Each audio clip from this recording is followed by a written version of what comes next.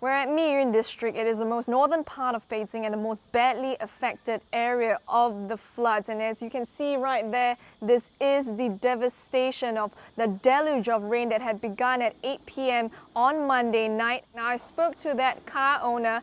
He had said he had come to this area at about 2 a.m. in the morning. He did not know that there was going to be floods right here, and he drove right into it, and he had to wait for emergency services to rescue him from this car. 保险来拖车来救援，要等它水位下去之后才可以。